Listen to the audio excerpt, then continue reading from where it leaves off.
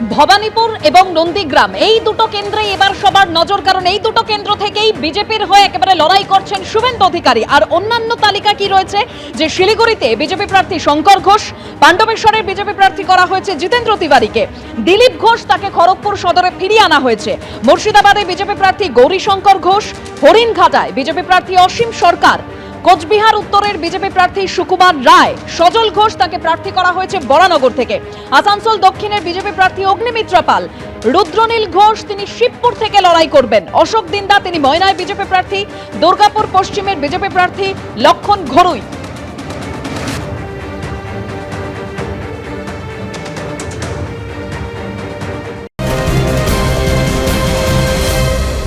সিটটা চেঞ্জ করবেন মমতা বন্দ্যোপাধ্যায়, আবার না সিটটা চেঞ্জ করে দেখুন।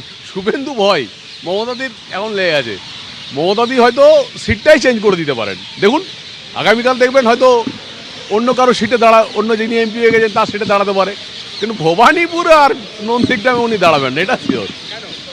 এই শুভেন্দু ভয়, শুভেন্দু ভীতি একটা কাজ করছে। এই শুভেন্দু তা যেভাবে হারাচ্ছে, বলে হারাচ্ছে আর বলে দাঁড়াচ্ছে, এটা বড় ব্যাপার। দু জায়গা থেকেই নিশ্চিত পরাজিত হতে চলেছেন, দু জায়গা থেকেই পরাজিত হতে চলেছেন। নন্দীগ্রাম থেকে নিশ্চিত পরাজয় জেনে সস্তা প্রচারের জন্য, যেহেতু ভবানীপুর মুখ্যমন্ত্রীর কেন্দ্র, তার সঙ্গে নাম জড়িয়ে থাকলে কিছুদিন প্রচারে থাকা যাবে, তো সেই কারণে এই দুটো জায়গা থেকে দাঁড়াবার কথা। তো সুতরাং বিজেপি টোটালিটিতে হারবে, তৃণমূল সরকার করবে, শুভেন্দু অধিকারী নন্দীগ্রাম থেকেও হারবেন এবং ভবানীপুর হারবেন তো বটেই।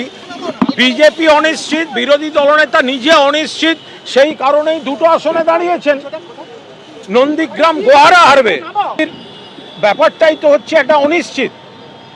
আর সব থেকে বড় কথা, টোটালিটিতে তারা যে হারছে সেইটা কিন্তু স্পষ্ট হয়ে গেছে। এবারের যে বিধানসভা নির্বাচন 2024, সেখানে দুটো কেন্দ্রে নজর থাকবে সবার। একটি হলো ভবানীপুর, আমরা বুঝতেই পারছি সেখান থেকে শুভেন্দু অধিকারী যেরকম লড়াই করছেন, তার পাশাপাশি অবশ্যই এখনো পর্যন্ত যেটা জানা যাচ্ছে মমতা বন্দ্যোপাধ্যায় লড়াই করবেন, কারণ সেটা তার কেন্দ্র, সেখানকার বিধায়ক মমতা বন্দ্যোপাধ্যায়। অন্যদিকে নন্দীগ্রামে শুভেন্দু অধিকারী লড়াই করছেন, কিন্তু তার পাল্টা কৌশল এবার তৃণমূল কি রাখে সেদিকেই নজর।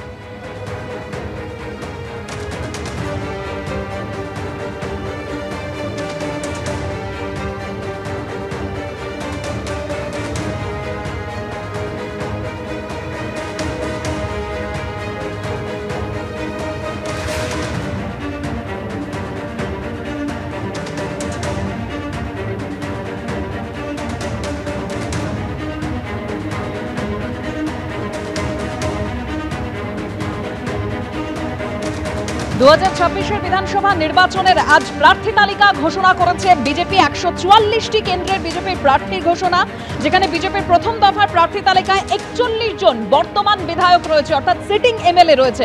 বিজেপির প্রথম দফার প্রার্থী তালিকায় 3 জন প্রাক্তন বিধায়ক রয়েছেন।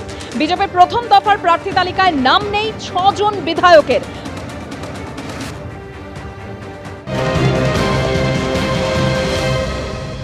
পশ্চিমবঙ্গের বিধানসভা নির্বাচন এবং যার প্রার্থী তালিকা আজ প্রকাশ করেছে বিজেপি, যেখানে সবথেকে বড় গুরুত্বপূর্ণ যে জায়গা তা হলো ভবানীপুর এবং নন্দীগ্রাম। এই দুটো আসন থেকেই শুভেন্দু অধিকারী তিনি লড়াই করবেন, অর্থাৎ সেই প্রশ্নটা জোরালো হচ্ছে যে এবারের বিধানসভা নির্বাচনেও কি সেই মমতা বন্দ্যোপাধ্যায় এবং শুভেন্দু অধিকারীর দ্বৈরথ আমরা লক্ষ্য করব। এখনো পর্যন্ত তৃণমূলের তরফে প্রার্থী তালিকা ঘোষণা করা হয়নি, তবে বিজেপি যে প্রার্থী তালিকা ঘোষণা করেছে আবারও আপনাদের সামনে তুলে ধরবো। ভবানীপুর কেন্দ্র থেকেও শুভেন্দু অধিকারী লড়াই করছেন বিজেপির প্রতীকে, নন্দীগ্রাম থেকেও শুভেন্দু অধিকারী তিনি লড়াই করছেন। ভবানীপুর মানে আমরা জানি মমতা বন্দ্যোপাধ্যায়ের কেন্দ্র, কারণ 2021 বিধানসভা নির্বাচনে মমতা বন্দ্যোপাধ্যায় তিনি নন্দীগ্রাম থেকে লড়াই করেছিলেন, কিন্তু সেখানে তিনি শুভেন্দু অধিকারীর কাছে হেরে যান। তারপর তিনি আবার ভবানীপুর কেন্দ্রে দাঁড়ান, সেখান থেকে তিনি জিতে বিধায়ক হন এবং তারপর তিনি মুখ্যমন্ত্রী হিসেবে শপথ গ্রহণ করেন। আর সেই দ্বৈরথ কি এবারের বিধানসভা নির্বাচনেও আমরা দেখতে পারি? এটা সময়ই বলবে, কারণ বারবার এই ভবানীপুর কেন্দ্র প্রসঙ্গে শুভেন্দু অধিকারী তিনি বলে এসেছেন যে নন্দীগ্রামেও হারাবো, ভবানীপুরেও হারাবো।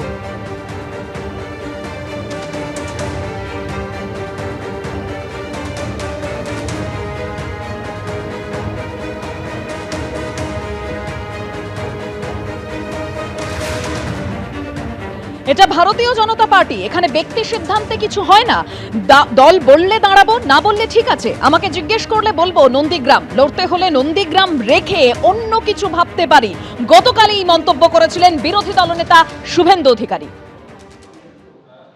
আমার ভাবার কিছু নেই। ভারতীয় জনতা পার্টিতে ইন্ডিভিজুয়াল হয় না, এটা পিসি ভাইপোর পার্টি নয়, এখানে ব্যক্তি সিদ্ধান্ত হয় না,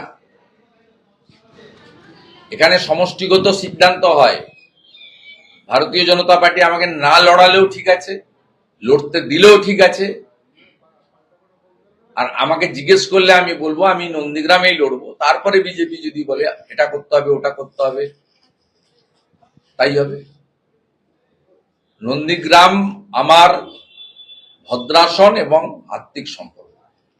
আমাকে যদি লড়তেই হয় নন্দীগ্রাম রেখে আমি অন্য কিছু ভাবতে পারি, সেটা আমি আমার অধিকার আছে বলার, দলের কাছে বলেছি, বলবো।